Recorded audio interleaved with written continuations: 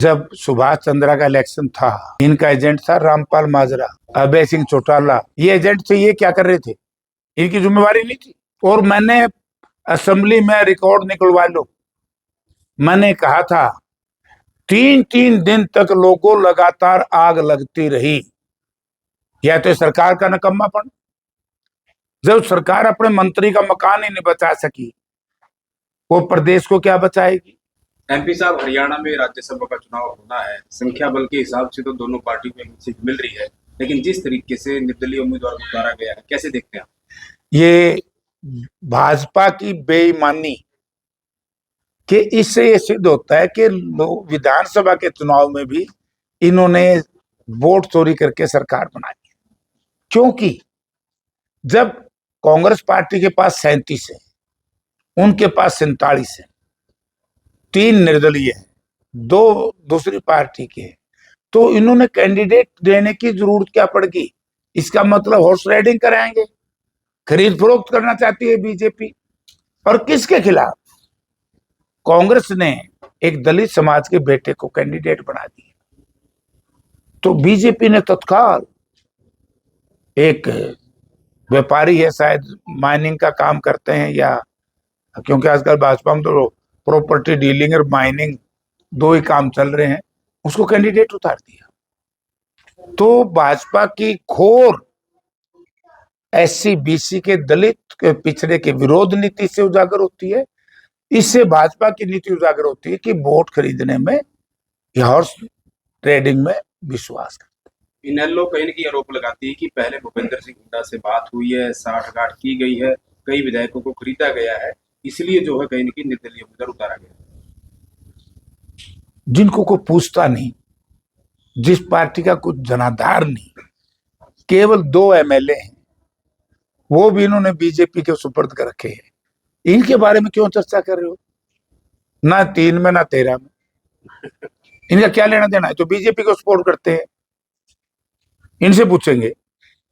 हम क्यों पूछे इनसे, जब पता है कि इंडियन नेशनल लोकदल स्वाभाविक तौर से, अगले ने कह दिया, कई बार बयान दे चुके हैं इनके नेता कि हमारा तो परंपरागत संबंध बीजेपी से है, उसी से गठबंधन, हमारे से क्या लेना देना, हम क्यों पूछे इनसे।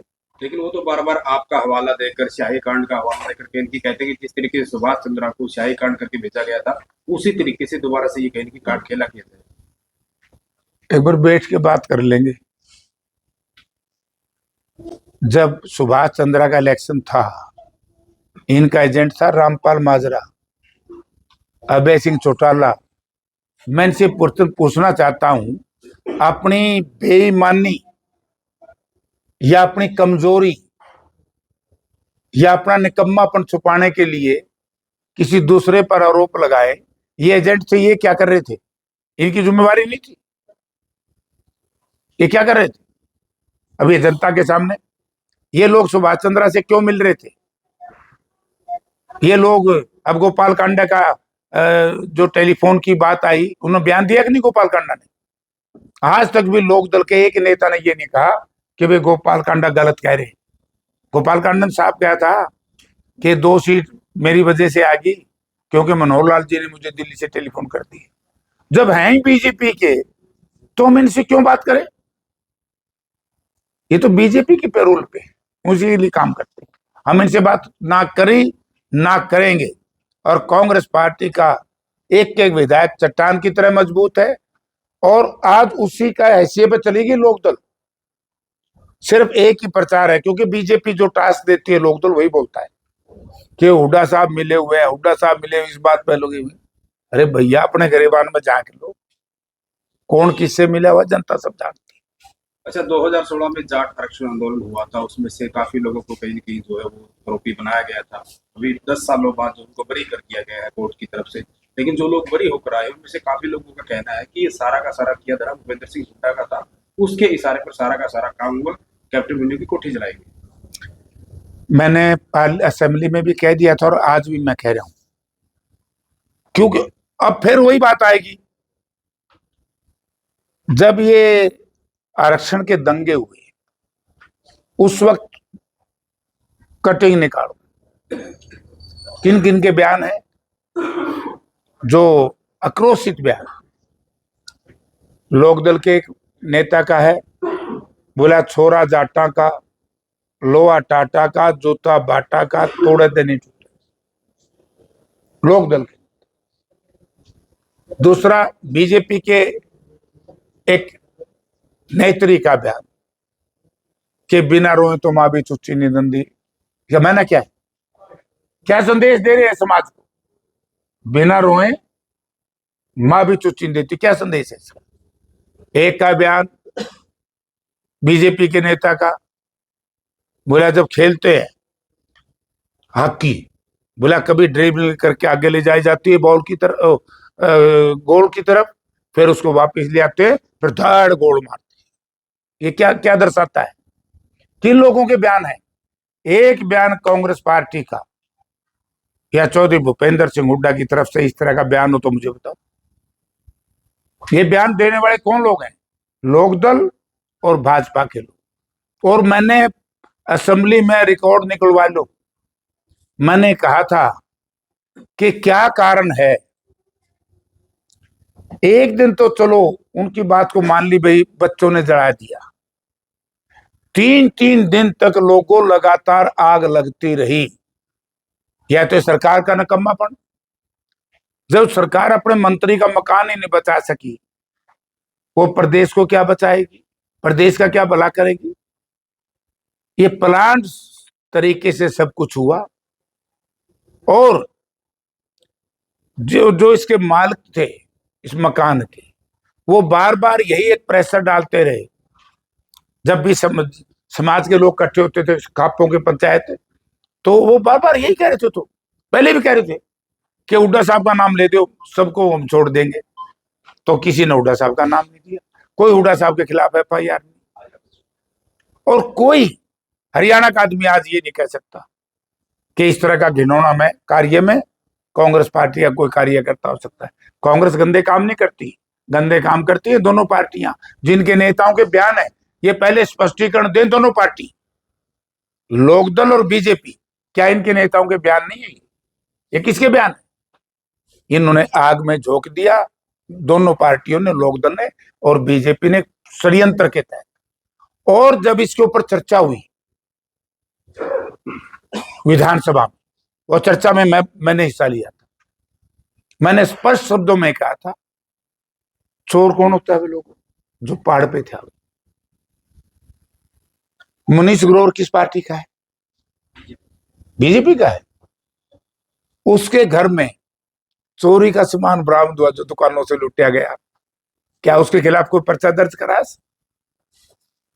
अगर आपके मकान में कोई चोरी का सामान रखे है, आपको पुलिस अभी पकड़ ले जाएगी। बोला ये आपको मैंने चोरी नहीं की। बोला चोरी करी नहीं करी, सामान 13 ग्राम बरामद हुआ। चोरी का मोटरसाइकिल ही पकड़ लो, जिस पर चमोल लेके गया हो, जो बैठा है मोटरसाइकिल पर वही पकड़ा जाएगा।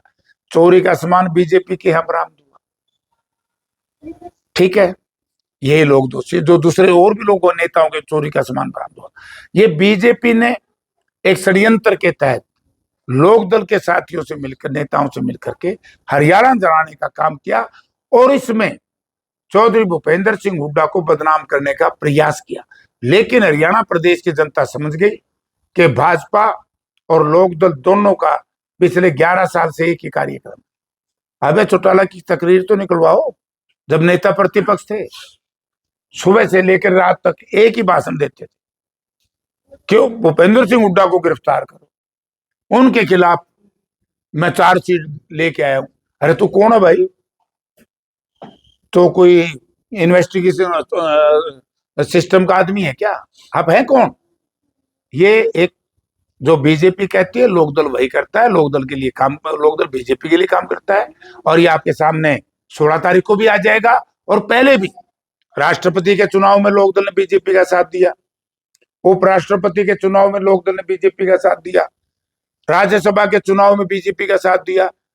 ये तो भी कह देंगे कि हम तो बीजेपी का इसलिए वोट घेर रहे हैं, कांग्रेस को हम देखते नहीं, हमारी परंपरागत विरोधी। ये बात अलग है कि इनका परिवार राजनीतिक तौर से अगर ताकत मिली है, चौधरी देवीलाल कांग्रेस से रहे, चौधरी ओम प्रकाश कांग्रेस से रहे, ये सारे कांग्रेस से निकले हुए।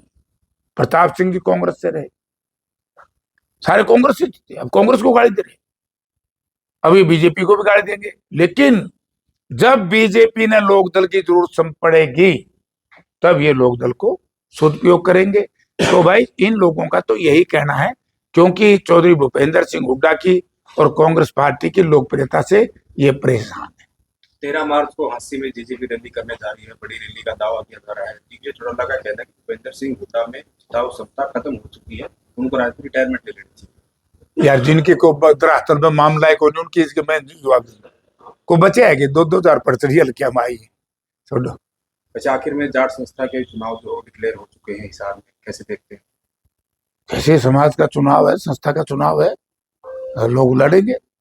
मुझे तो नहीं पता कौन कौन लड़ेंगे। पहले तो इसके मेरे ख्याल कोल जिम के वो बनेंगे डेलीगेट्स, उसके बाद फिर चुनाव होगा।